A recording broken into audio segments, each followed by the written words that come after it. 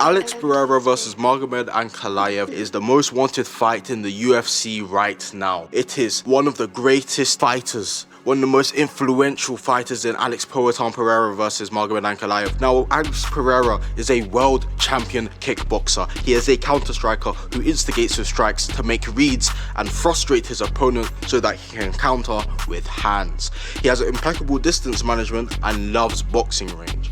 But against Rountree, we saw that he can sometimes be a slow starter in order to build those reads, kind of like Petr Yan. Against Rountree, he also had a very heavy lead leg calf kick. Now, Rountree is a southpaw and Pereira is primarily an orthodox fighter, which means that the fight was an open stance, which will most likely mirror the Ankalaev fight, as Ankalaev is a southpaw. Most people believe that the open stance matchup removes the calf kick due to the fact that the legs on the same side, so you'd be driving in shin on shin. However, Pereira shows that he has a skip up calf kick instead of the traditional rear leg calf kick, and he uses that to great effect. When he loses the lead foot battle, which is the battle to line up your lead foot and lead hand outside your opponents in order to line up your big backhand, he seems to lean away and hop back in order to avoid any danger and confrontation when he is in a bad position. Moreover,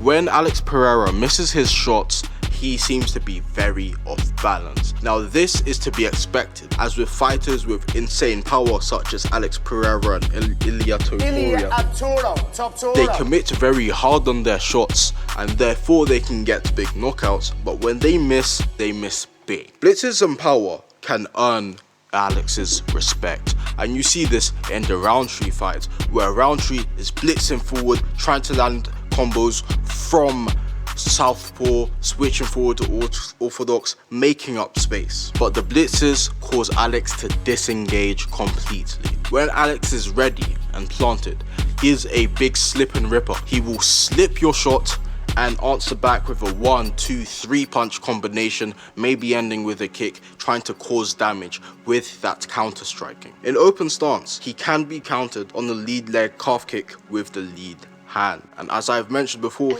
he has big overextensions when he does miss the kicks. In the fight against Rountree, Rountree landed a head kick whilst being pressured. This was very similar to the knockout of Kamaru Usman versus Leon Edwards, number 2.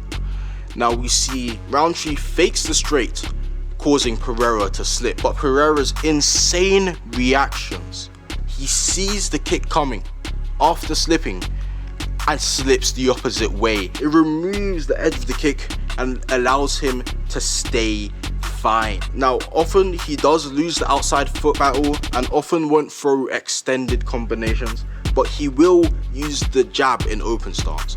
Now, if you lose the lead foot battle, you no longer have to deal with the outside elbow blocking your lead hand, therefore allowing you to use the lead hook, which is his most powerful weapon, and lead hand more effectively. And he will peel the guard and control hands, and he does this on the feet or when he gets taken down. However, the last time he has been taken down in active competition of MMA was in 2023, I believe. He is great at controlling initiative and controls pace and will win the war of attrition, which is what happened against Rountree.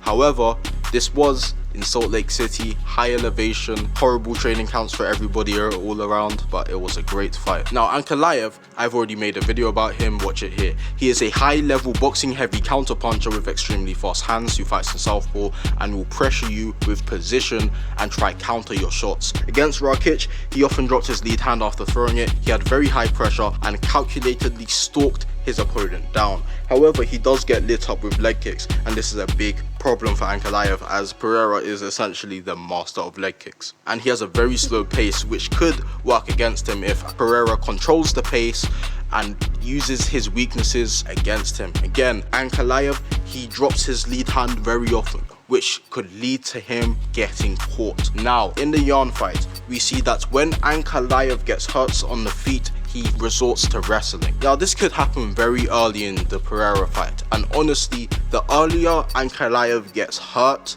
and not finished is the earlier he's going to start to wrestle, which means he can win more rounds. Now, if this does to happen, he could beat Pereira by decision, as we have not seen Ankalaev manage to deal significant damage or threaten significantly on the ground. Pereira is likely going to slowly build into the fight, trying to build sequences and land leg kicks on Ankalaev. He is going to land left hooks on Ankalaev's entrances because of Ankalaev's stepping, he may get caught.